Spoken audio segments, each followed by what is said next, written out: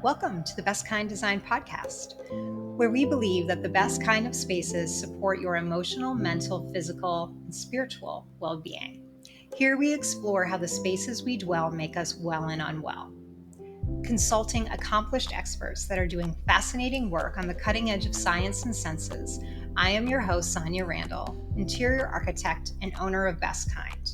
Thank you so much for being here. Let's dive in. Hi, everyone. I am excited about today's episode where we will be exploring our sense of sight. This is the first of a two-part series on how lighting design impacts our overall health and well-being.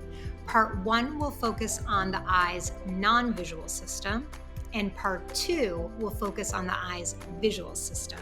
Both of these systems each serve unique purposes, as we will discover as we dive in. Our guest today is Stephen Lockley. He is a leading expert on the eye's non-visual system. He is a neuroscientist at Brigham and Women's Hospital and an associate professor of medicine in the Division of Sleep Medicine at Harvard Medical School. With nearly 30 years of research experience, he is an international authority on circadian rhythms and sleep. Dr. Lockley works with clients such as NASA and Formula One's elite on managing peak performance, shift work, and jet lag. I'm excited to chat with him. Let's go. Hi, Steve. Thanks for being with us today. I am excited to talk to you about all things lighting. Hello, thanks for having me. So, we have two different eye systems, the visual system and the non visual system. What would you say are the differences between these systems? So there are a number of differences. First of all, the different photoreceptors in the visual and the non-visual systems detect different wavelengths of light most effectively. So if you think of your color vision system, your three cones, the short, medium, and long wavelength cones, they are most sensitive to blue, green, and red light, respectively. But together, they end up being most sensitive to green light. So your color vision system, sometimes called the photopic visual system, is most sensitive to green light at 555 nanometers in the middle of the green spectrum. And so if you turn on a light of different colors, you will see green light before you see red or blue, for example. So that system is tuned to one particular set of wavelengths. But our non-visual system, driven by this photopigment called melanopsin, that's sensitive to blue light, to 480 nanometer light, which is different from the rods and cones we used to see. So these two different systems have different photoreceptors, have different sensitivities to light wavelength, and in fact also different sensitivity to light intensity. Your rods and cones are much more sensitive to dim light and much more sensitive to changes in light. If you switch the light on and off, your rods and cones are detecting that. Whereas melanopsin is really trying to tell the brain your light exposure over a much longer duration. It's trying to tell the brain, is it day or night, which is over hours rather than seconds and milliseconds. And so the older system, the non-visual system, is a little bit less sensitive to the intensity of light and the duration because it's doing a different job. It doesn't really worry about the fast response you need to be able to see. It's really there to give this overall information about light dark cycles to the brain. So they have different photoreceptors, they have different sensitivities to light wavelength, to light intensity, to light pattern. And in fact, we know from studies in blind people that they can function completely separately. So there are 9 people in the world that we've found who have no rods or cones for vision, but have a functional non-visual system, showing that you can have a complete separation in real individuals of these two systems. They do work together in sighted people where you have everything. They do work together to some extent, but they can be separated, and really, you can think of them as separate systems. So, for this episode, we're going to focus more on the non visual system. I'd love to hear you talk more about your research and how we know the effects of lighting on the non visual system to be true. My initial studies were about the impact of blindness, which tells us what happens when you don't have the ability to perceive light or for light information to get to the brain. And light is absolutely vital to keeping us in sync. It's really the only time cue that allows our circadian clocks, our 24-hour clocks in the brain, to keep in sync with the outside world. And the reason that's important is we need to do things at the right time. We need to be awake at the right time to find food or a mate. We need to sleep at the right time. We need to avoid predators at the right time. Having a circadian clock is absolutely vital to survival. And what that clock does is allow us to anticipate tomorrow. It's really predicting the future to make sure that you're awake at the right time tomorrow to do all the things you need to do. And so when you lose that ability, that's a problem. You find it very hard to interact with the 24-hour world. But of course, coming from that then is what properties of light are important for synchronizing our circadian clock, alerting the brain, inducing a range of what have been called non-visual effects of light. We all understand that light allows us to see, it allows vision, but light also has many other properties that are called non-visual, doing things like telling the brain if it's night or day, telling the brain if it's winter or summer, alerting the brain to be active in the day and asleep at night, and so on. And we really started to study the properties of light that affect this system, and things like the light intensity, the light timing, your light history, light pattern, and in particular the light spectrum, what wavelength of light is most able to reset your rhythms or alert the brain. And so over the past 20 years or so, we've been systematically exploring these different properties. And really the one that's advanced the furthest is our understanding of the spectrum or the wavelength of light. Until really about 1998, 2000, we thought that rods and cones, the rods and cones we used to see, were how light was detected to synchronize our circadian clock. But then studies in blind individuals and in blind animal models showed that you could lose your rods and cones. You could have non-functional vision, but still be able to perceive light to reset our clocks. And so we knew, even before we knew what it was, that there was a different photoreceptor in the eye that the brain was using to detect light. And in 1998, it was discovered that there was a photopigment, a light-sensitive pigment called melanopsin, which is most sensitive to blue light. And so we've been studying how that system works to help our alertness and rhythms and so on. And so it turns out that there are special cells in the eye, in the ganglion cell layer of the eye, which is at the front of the retina, that are light sensitive. People didn't know they were light sensitive until fairly recently, but this small subset of cells are sensitive to blue light, particularly blue light at 480 nanometers, which is a sort of blue-green cyan type color. Those cells are hardwired straight to the clock in the brain and are there to tell the brain, is it night or day? And in fact, these cells are older than vision, the rods and cones we used to see. It's a much more fundamental system of light detection, and really are they're absolutely key to keeping all of our biology in check. And so we've understood that the types of light that will help shift our clock, that will help us fall asleep, that will help alert the brain in the daytime, will affect productivity, will affect performance, all through this understanding of how the light is detected by these photoreceptors. And as I'm sure we'll talk about, that then has impact for design, because we need to now make sure we're seeing the right type of light at the right time for the function we're using light for. That's all really fascinating.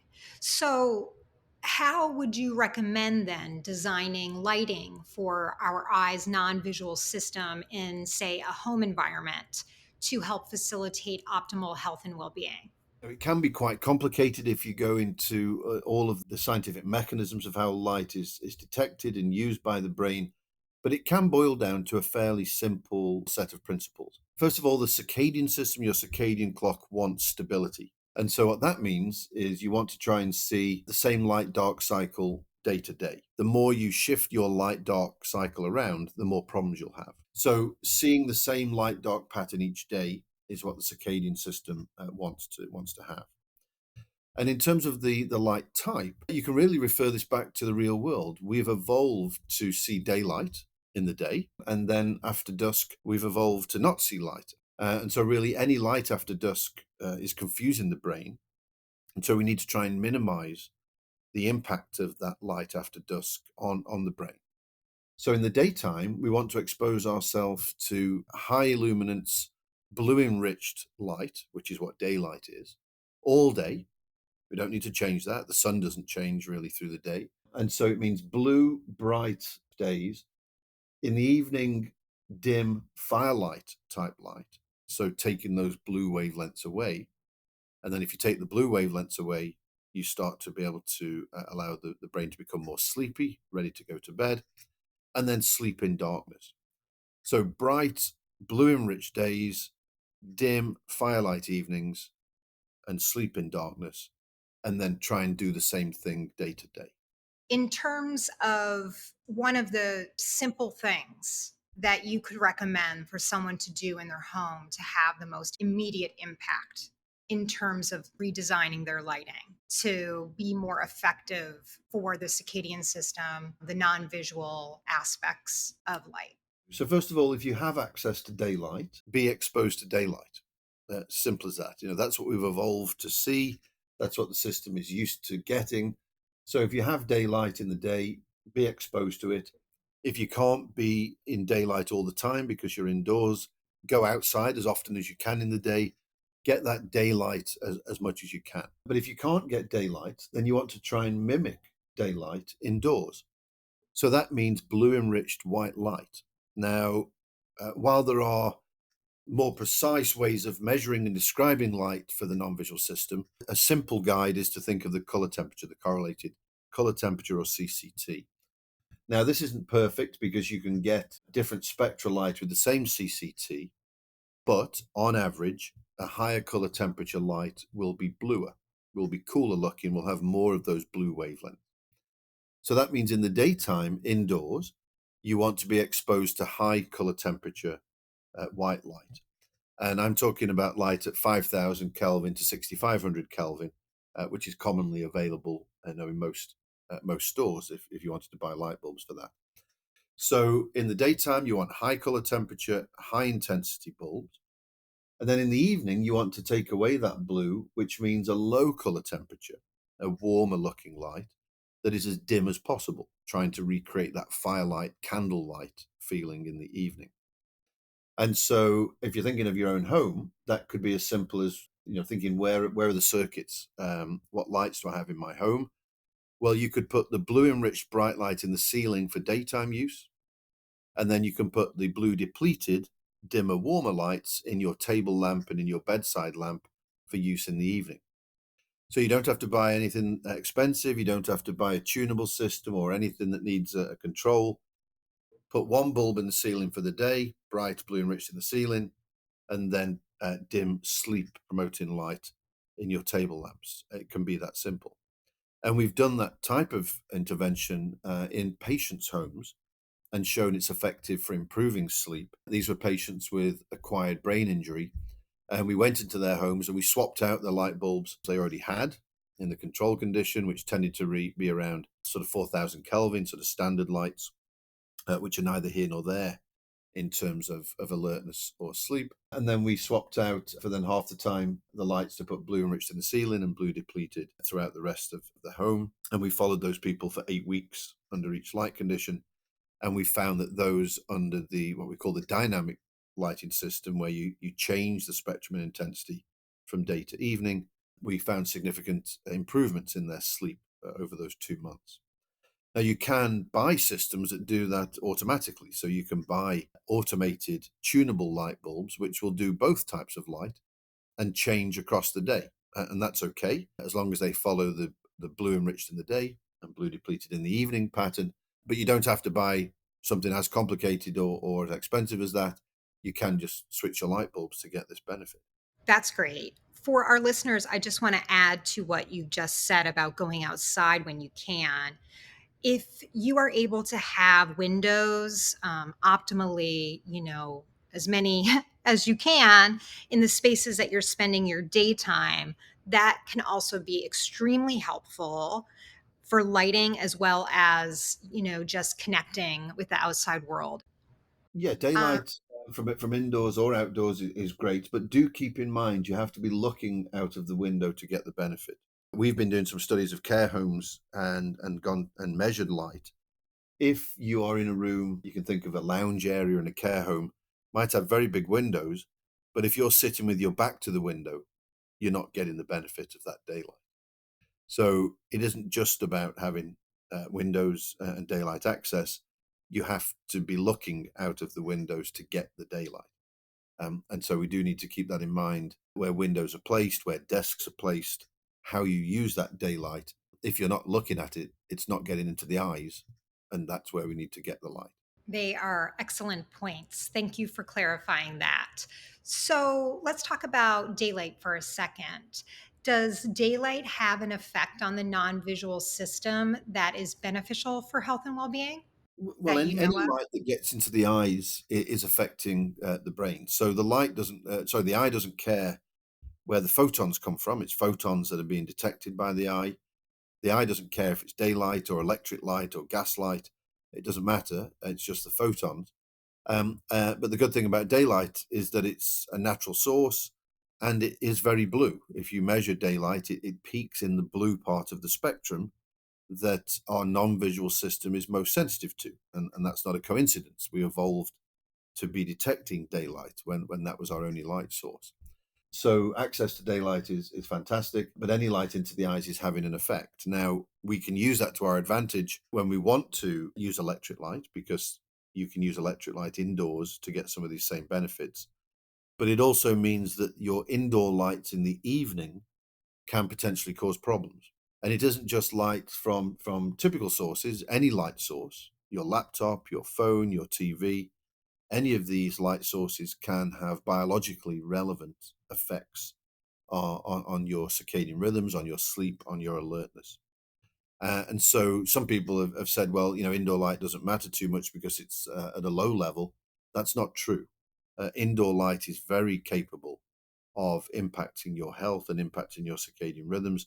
So that the most harmful time really for us in terms of light exposure is that time between dusk and bedtime, where the brain is expecting darkness, which is what we evolved to see after dusk. But of course, any light after dusk is unnatural and potentially causing problems.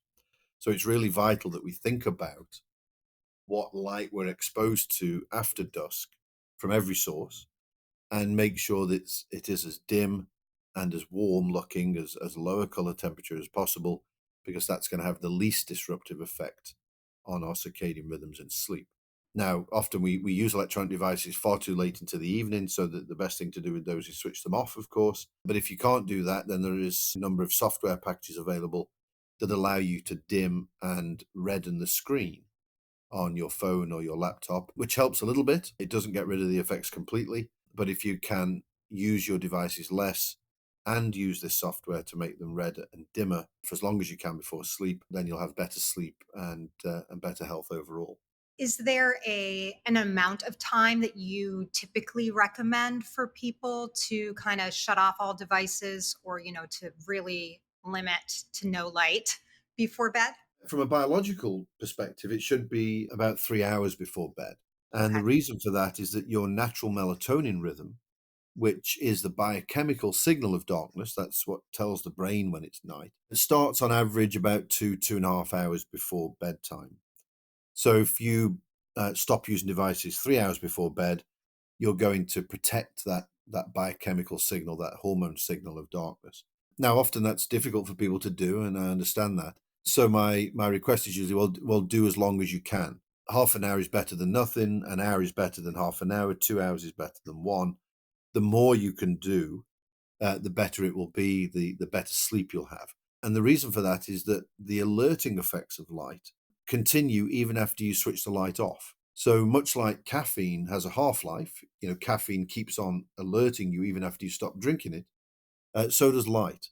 And we know from studies that colleagues have done that if you switch the light off at bedtime, your first at least hour and a half of sleep will be disrupted by that light that you switched off at bedtime, even though you switched it off several hours ago. And what happens is you have less deep sleep. And the deep sleep is the sleep that you need to recover your alertness. So if you keep a bright light on or use your phone all the way up until bedtime, you're going to get much less deep sleep. you're not going to feel as recovered in the morning. You're going to feel more tired. You're going to use more caffeine. You're going to have poorer sleep, and you're going to get into this vicious cycle. So by cutting out that light in the evening, you'll fall asleep quicker. You'll have better quality deep sleep. You'll feel more refreshed when you wake up. And then some of your other habits will change because of that, because you've got more activity. Maybe you'll go outside more. Maybe you'll go to sleep early the next night. This knock-on effect improves health if we can not use our devices before bed, for some days and weeks. I love that coffee comparison. My thought was just, people tend to have a lot more awareness around how coffee and caffeine affects their bodies. And it feels like, doing that exercise with light could be very beneficial for people to just kind of get a better understanding of how their body is responding and, what that feels like. Yeah, I think so. And if people were to try this, you would need to try it for a few days or a week or so, but you don't have to do it for months and months. Just like any behavior change, any intervention, if it was starting an exercise program or starting a diet, you don't get all the benefits on the first day. And the same is true of light. And so if you are able to reduce that light exposure in the evening, keep a more stable light dark cycle, which means a more stable sleep wake cycle, which I'll explain in a moment. If you were to do that for a few days, lots of things that the circadian clock controls start to become aligned. And so the clock doesn't just affect sleep, it affects alertness, it affects mood, performance, hormones, metabolism, immune function, reproductive hormones. The list goes on and on. So although we focus often on sleep because we feel sleep disruption quite easily, if you keep that more regular light dark cycle, lots of other things will realign as well, and there'll be lots more benefit than just the sleep.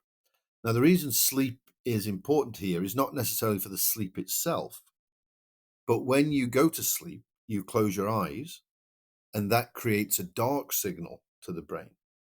So, if we're thinking about our circadian control and our light exposure, sleep equals dark and wake equals light.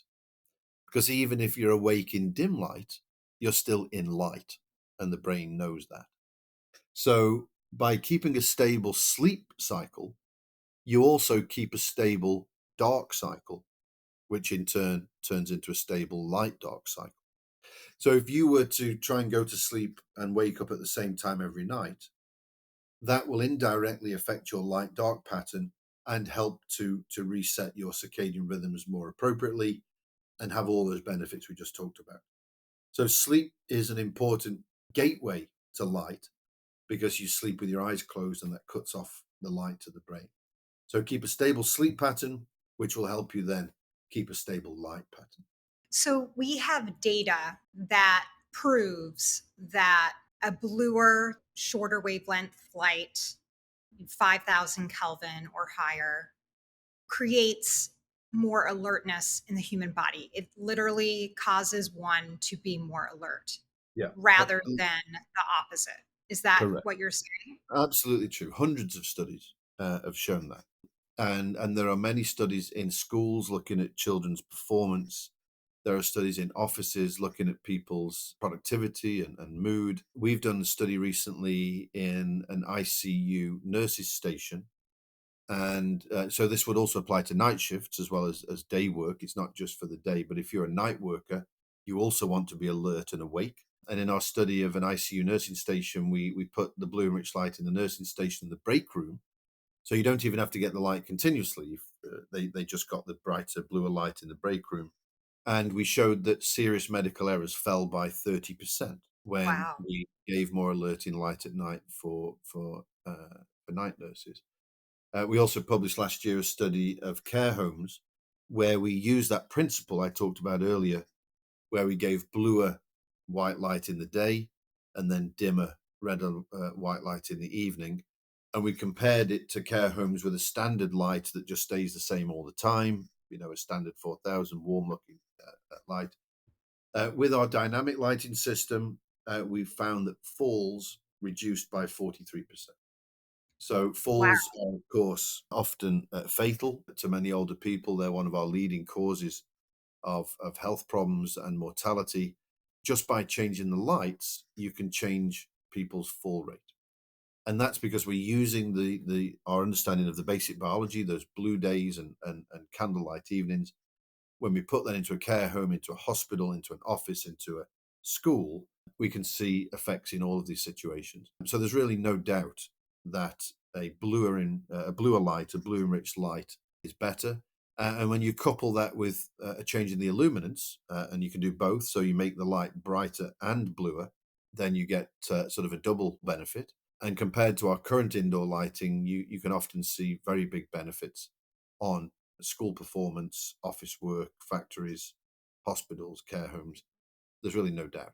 So, in terms of the blue shorter wavelength light, you had mentioned, there's the alertness, productivity. You also mentioned mood. Could you speak to the mood aspect of the effects of this type of light? Yes, so I'm sure people know light has been used as a treatment for depression for a long time. Light therapy is often used to treat seasonal affective disorder or some other types of mental health problems. And it's working through the same system as these non visual effects of light.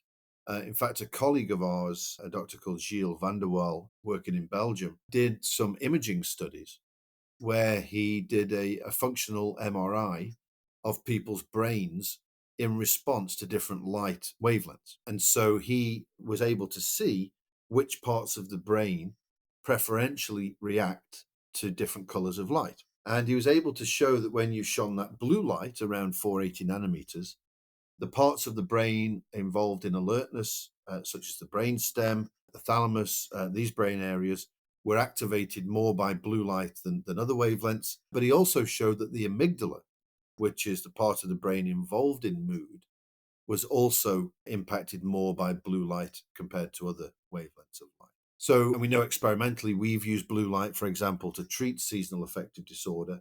And because you're using the right wavelength of light, you can use a lot less light than the traditional light therapy that's used very bright white light for a longer period of time.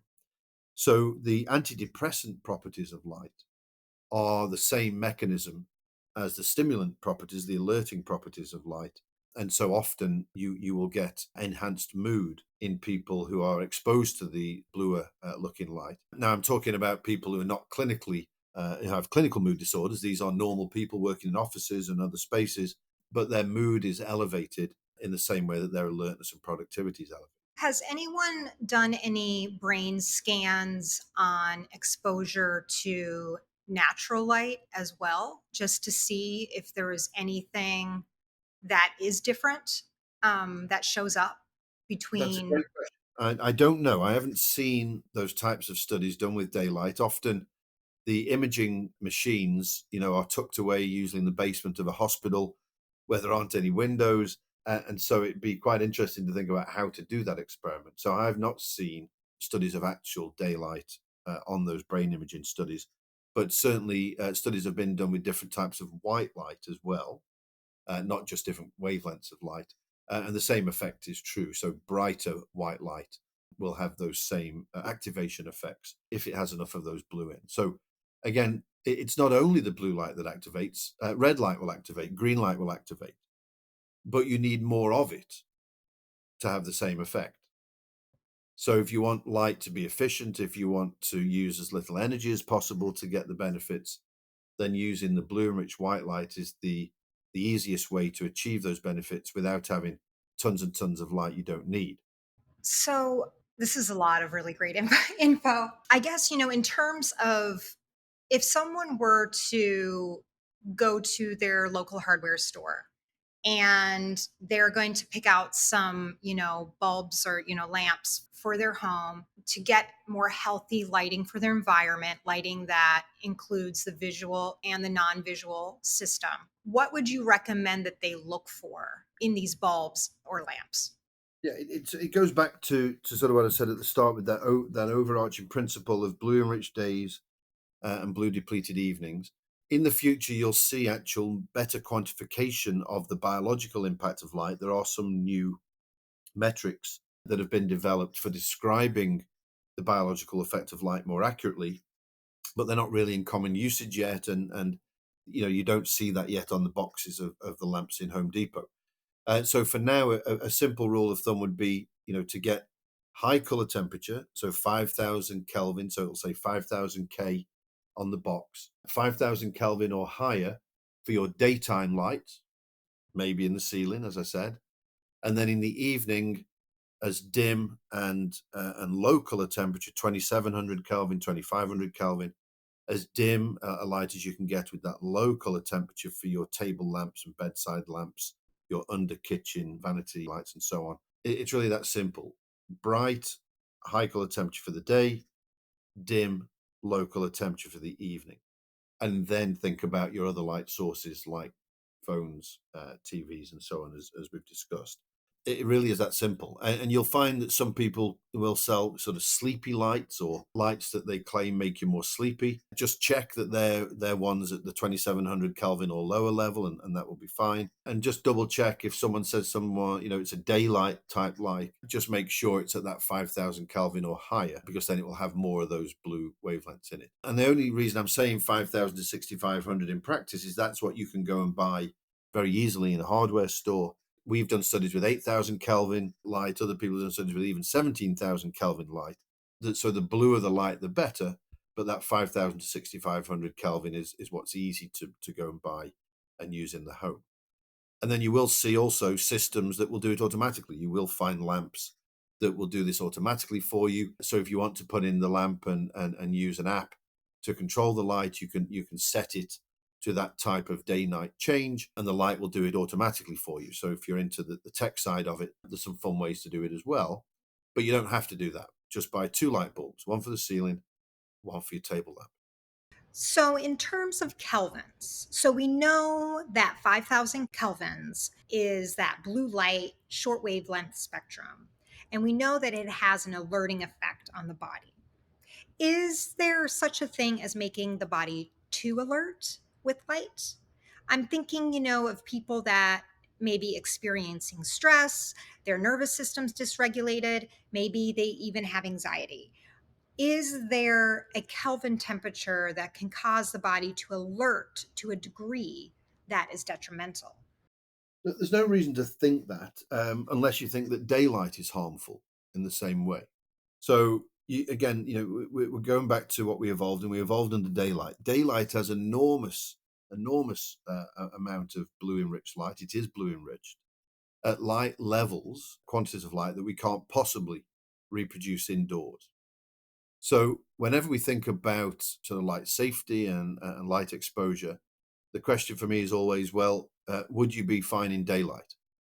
And if the answer is yes, then indoor light is nowhere near as bright or as blue as daylight. So in the daytime, no, I wouldn't expect really any concerns with that if those people also get outside. In the evening, then it may be more important to make sure that you have that dimmer red enriched. What we don't want, blue enriched light after dusk. None of us want that. So even if you're not, having anxiety or just perfectly healthy, you still don't want that blue enriched light after dusk before bed, because that is alerting the brain when you want to be asleep. If you're someone who suffers from insomnia, for example, and many people have insomnia through anxiety, then blue light in the evening is potentially going to make that insomnia worse and may make that anxiety worse.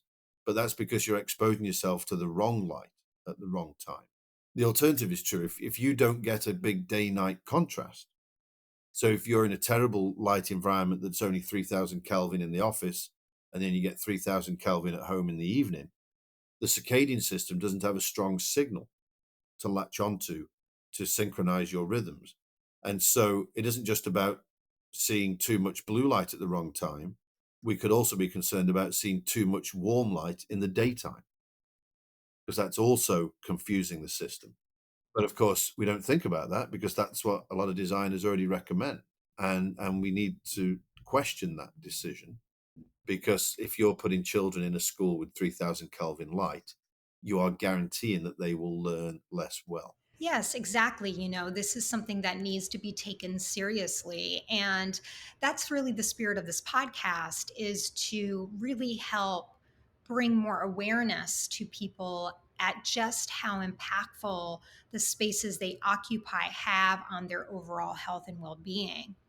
Let's take a moment, to talk about the design spot process. So, for listeners who are taking on the design of their own home or say, their business environment, one of the design principles is form follows function. And most people get that the spaces that you occupy need to meet functional needs and functional requirements before the aesthetics or beauty. And to be honest, it's really an integrated approach. You're kind of checking and balancing each along the way. But the essence of that statement is that you can't negotiate function. Function is not something that can be negotiated, it has to be there. And in terms of spaces, people get that, for example, in a home environment, functionally, you may need, 3 bedrooms for the people that will occupy the home, or, I need a sink in the bathroom in order to wash my hands. The functional requirements that people often think of are in this kind of capacity, but the spirit of what we're talking about here and of this podcast is that function umbrellas also your human body and the needs of your human body. And you want to make sure that you're designing a space that not only supports but helps facilitate your body and body systems optimal health and well-being. So in terms of lighting, we've already discussed how major lighting is and how much of an impact it has on your health and well-being. And let's think of this in terms of the space of a home. So you're obviously going to design the lighting in your home, say, before you pick out a color of a wall, or the color of the flooring and the color of your furniture.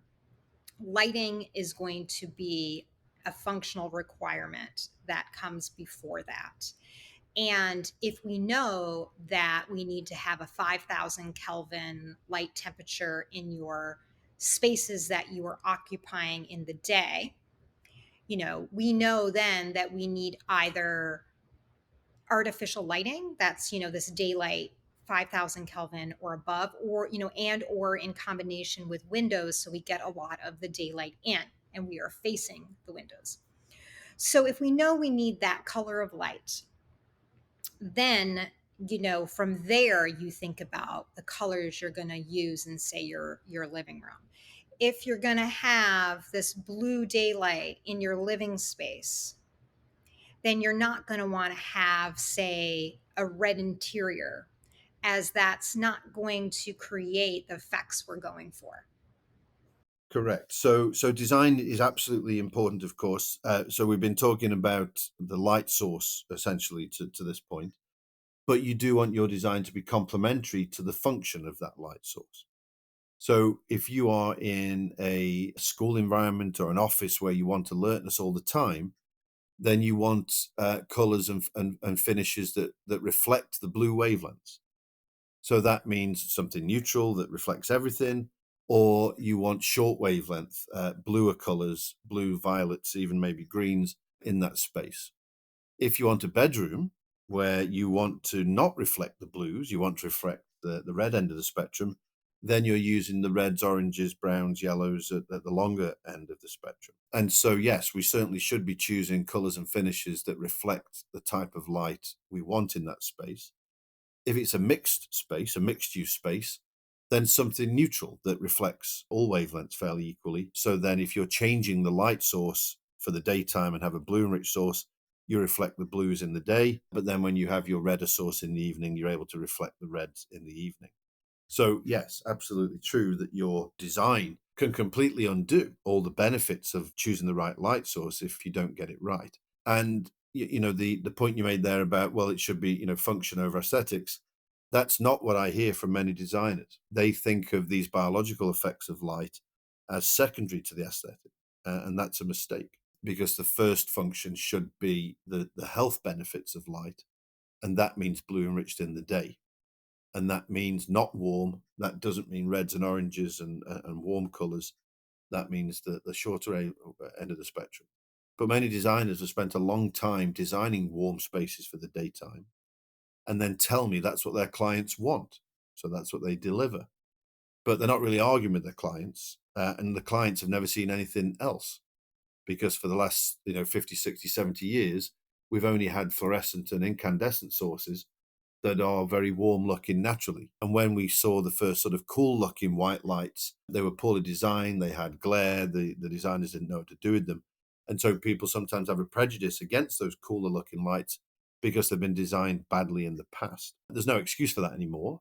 With the range of LED lighting that's available, with the range of optics and light fixtures that are available now, there's no excuse for poor design. So it's about really how do you embrace this and deliver good quality blue and rich light in the day in a pleasing way. But of course, that's perfectly possible.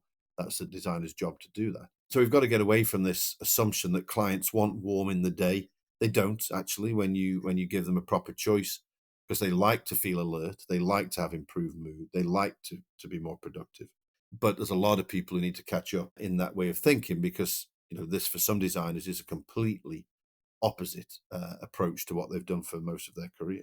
To speak to what you were just saying in terms of the advancements in technology with lighting, I just want to make sure that the viewers are clearly understanding that although we're using the word blue light here a lot, as we reference the 5,000 kelvins or higher to be used in your spaces, based on the new technology, this light is not going to make your spaces look blue.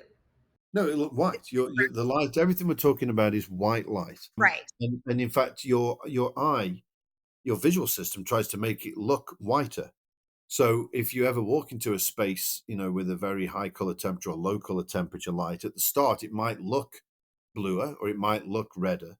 But after a while, your eye starts to make it look white on purpose. That's what the eye is doing, your visual system is doing.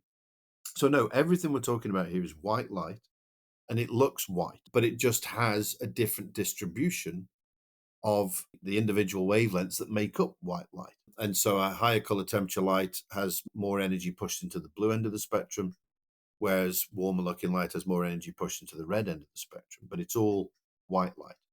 Now, if you just had a room with either 5,000 Kelvin or 2,700, it would all look white. But if you put both of them together, one looks very yellow, one looks very blue. And that's part of how the change process needs to be considered. If you have an office that is currently lit with 4,000 Kelvin, and you go in there and change half the ceiling one night and let the client see the difference, they'll say, oh, I don't like that because one thing looks very blue, one thing looks very yellow. But if you go in and change the whole ceiling overnight to a blue enriched light, most people won't even notice the next day because it looks white. But they're getting then those benefits of the bluer wavelengths. So how we promote different types of lighting, how we talk to the clients about it, how we install and deliver it can have a big influence over people's acceptability or undoing some of the prejudices that people have. And, we have a job to do there in a design community to do a good job of that. And let me give you an example of why, sometimes this is difficult, because we're trying to undo sometimes thousands of years of prejudice. If you talk to people about how light color affects them or affects mood, they will say, well, blue light, well, that's calming because blue is the sea, blue is the sky. And then they'll say, well, but red light is stimulating because red light is fire, red light is blood. And that comes out of thousands of years of Chinese, Indian, medieval medicine. But of course, the exact opposite is true. Blue light is exciting and stimulating. Red light is calming. And so my joke is that, well, we should paint the schools blue and we should paint the prisons red. That's quite difficult for people to understand, but that is what the biology tells us. That's what we've evolved to do. Red is calming, blue is exciting.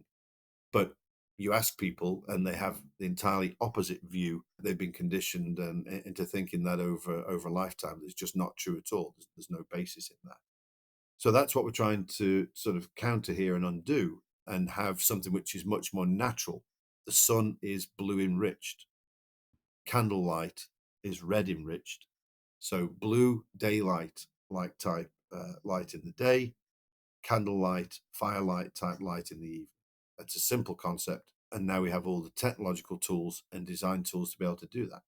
Yeah, I mean, I think that what you're speaking to is partly just the way that things are currently done. So when you change anything, people may not like it initially. I feel like many people will change things in their habits or behaviors that are unhealthy to healthy, which feels uncomfortable at first. But once you actually do the healthy change, you recognize its benefits and you see kind of the error there, and like what it was like before and how it was affecting you Yeah. before, because you have a comparison at that point. Yeah, if that change is made, unfortunately, I think in a lot of places, including my own workplace, when people are retrofitting, from going from fluorescent to LED, they'll often take out a 4,000 Kelvin fluorescent and put in a 4,000 Kelvin LED. They'll place like for like, and a lot of people then don't feel that benefit. And sadly now, that LED light is going to be stuck there for 20, 25 years. So as we're going through the retrofits for energy efficiency, that is the perfect opportunity to change to this better light. But we've got to get to the people who are doing that before they do it. Otherwise, people are taking out bad fluorescents and putting in bad LEDs, and then you're stuck with that bad light for a long time. And so we really need to push this biological message. It's all based in the biology, it's all based in the science, and it's natural. As I keep saying, it's daylight in the day, firelight in the evening. It's a very simple concept for people to understand, and it's not difficult to implement. So, are there any lighting design tools that you recommend for, designers or lighting enthusiasts? Just kind of aid them when they're designing lighting in their home or in an office, to just make sure that they're getting enough. So I'm not aware of any tools that you could use sort of as a layperson. I think following the general principles we've talked about would be a great start. And it doesn't need to be that complicated in terms of what we talked about for lighting and paint colors and furnishings and so on. Reflect the blues in the day, reflect the reds in the evening. For professional lighting designers and architects, there is a tool that we were involved a little bit in helping to design called Alpha, ALFA, which stands for Adaptive Lighting for Alertness. And this is a software plugin released by a company called Solema, Solemma, who it's a lighting design software package developed by a team at MIT. And it's a full service lighting design software package. It does everything that all the other ones do. But in addition to that, it adds the ability to model the melanopic light, the non-visual light, in the same design. And the way it does that, for those who are into this, instead of ray tracing light in 3 channels, which is RGB, red, green, and blue, it traces light in 81 channels. So it's essentially a full spectral model of every aspect of the design. And so when you build your design, you can choose obviously things like glazing, paint colors, floor colors, and each of those elements already tells you the blue content of that, either light source or the transmission or the reflectance. So you can build very easily a complementary design that once you've chosen the right light source, allows you to then choose the environmental factors that complement that light source in a very easy way. And visually, you can pick your own thresholds. It gives you fake color images of whether you meet those thresholds in certain spaces. It's just like your normal lighting design tools, but it adds onto that the ability to model these non-visual effects. And for people who want to just see that, there's a very nice tutorial on the Solema website, just 30 minutes. You can go and have a look and see what it does. And then if you are a lighting professional, you can access that and use it. But then for the layperson, simple principles, as I said, put the high color temperature in the ceiling for the day and the low color temperature in the table lamps for the evening. Bedrooms, you can have the redder end of the spectrum, day areas, the bluer end, and everywhere else fairly neutral. That's great. I definitely am going to check out that tool and for my projects. going back to the sun a little, science is always evolving and with new discoveries and data. Is it possible that the sun may offer additional benefits to the human system that is yet to be discovered? Of course, as scientists, we never say never. Of course, the sun has other, or sunlight has other roles outside of the visible spectrum. So the UV light in sunlight is, of course, necessary for synthesis of vitamin D. And so sunlight has other benefits other than just the visual system and this non-visual effect of light. And yes, there may, of course, be other benefits that we don't yet discover.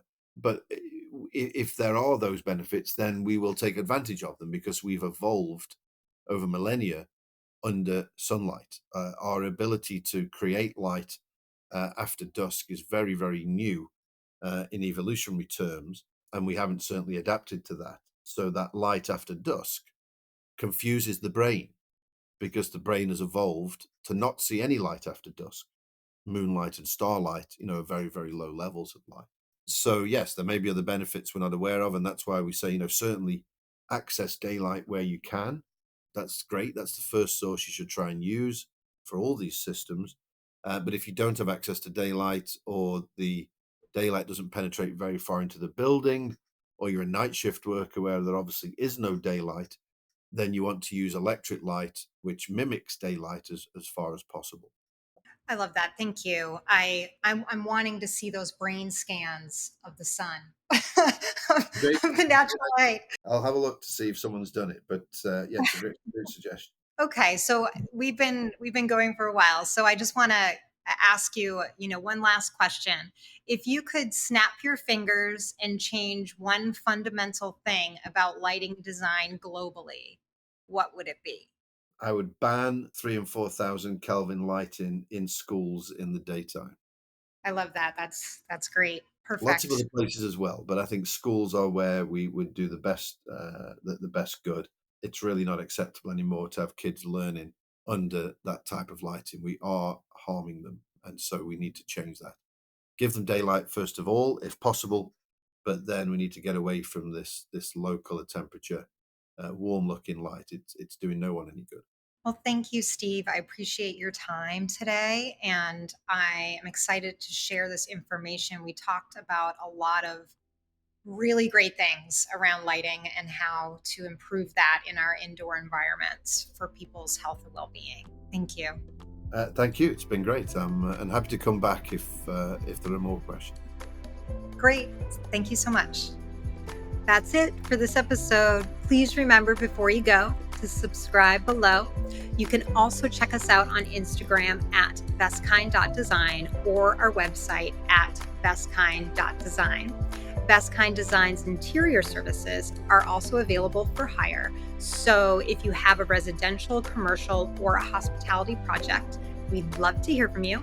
You can reach us at info@bestkind.design. Until next time, be well.